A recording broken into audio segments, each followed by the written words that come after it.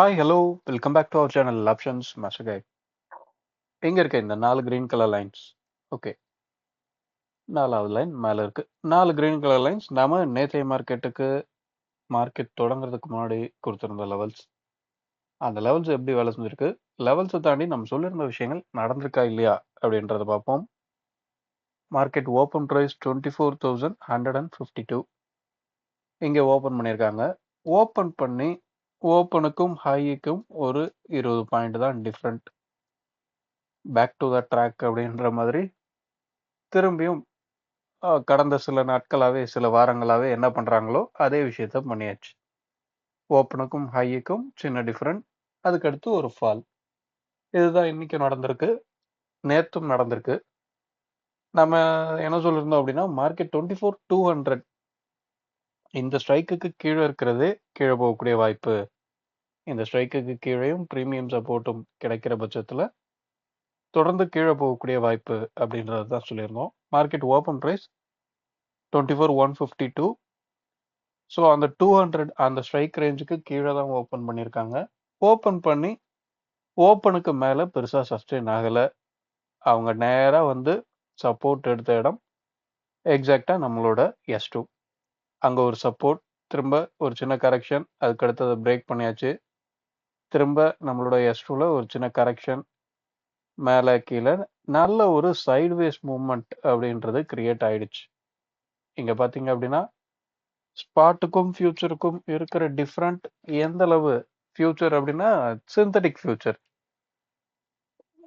நாம ஆப்ஷன்ஸை ட்ரேட் பண்றதுனால, ஆப்ஷன்ஸை பார்க்கறனால, ஆப்ஷன்ஸ்ல இருக்கிற சிந்தட்டிக் ஃபியூச்சரோட வேல்யூ அதுக்கும் ஸ்பாட்டுக்கும் என்ன டிஃப்ரெண்ட் முதல் நாள் க்ளோசிங்ல இருந்தது, லைவ்ல அது என்ன மாதிரி மாறுச்சு அப்படின்றதெல்லாம் கவனிச்சு பார்த்தீங்க அப்படின்னா மார்க்கெட்ல எந்த மாதிரியான மொமெண்டம் வரக்கூடிய வாய்ப்பு அப்படின்றத உங்களால கணிக்க முடியும். நல்ல ஒரு சைட்வேஸ்லயே முடிச்சிட்டாங்க. ஸோ இன்னைக்கு என்ன நடக்க போகுது அப்படின்றத பார்ப்போம். என்ன நடக்க வாய்ப்பு அப்படின்றத பார்ப்போம். நம்மளால வாய்ப்பு அதை தான் சொல்ல முடியும். இதுதான் அப்படின்றத யாராலையும் சொல்ற முடியாது அப்படின்னு நான் நினைக்கிறேன். ஓகே. இன்னைக்கு பார்த்தீங்க அப்படின்னா நமக்கு சென்செக்ஸோட எக்ஸ்பைரியும் இருக்கு. ஸோ சென்செக்ஸ் எக்ஸ்பைரி இருக்கு அப்படின்ற அன்னைக்கு நிஃப்டியை ட்ரேட் பண்றவங்க கேர்ஃபுல்லாக தான் பண்ணி ஆகணும். அது வழக்கமாக நம்ம சொல்ற விஷயங்கள் தான். ஸோ இன்னைய லெவல்ஸ் என்ன, ப்ரீமியம் சப்போர்ட் என்ன சொல்லுது அப்படின்றத நம்ம பார்ப்போம். இன்னைக்கு நம்மளோட R2 இருக்க போகிறது 24,257. R1 24,188. S1 24,055. S2 23,992.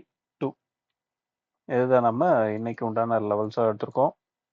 இந்த லெவல்ஸை தாண்டி ப்ரீமியம் ஏதாவது வேற டைரக்ஷன் சொல்லுதா அப்படின்றத பார்ப்போம். இப்பயும் ஸ்பாட்டுக்கும் ஃபியூச்சருக்கும் இருக்கிற டிஃப்ரெண்ட் கிட்டத்தட்ட ஒரு 40 பாயிண்ட் 38 பாயிண்ட் இருக்கு. நல்லாவே இறங்கி வந்துகிட்டு இருக்காங்க. என்ன நடக்குது? 23,950 இந்த ஏரியால என்ன நடக்குது அப்படின்றத ஒரு தடவை வாட்ச் பண்ணிக்கோங்க. ஓகே. மார்க்கெட் இப்போ டவுன் சைடில் தான் வந்துகிட்டு இருக்கு.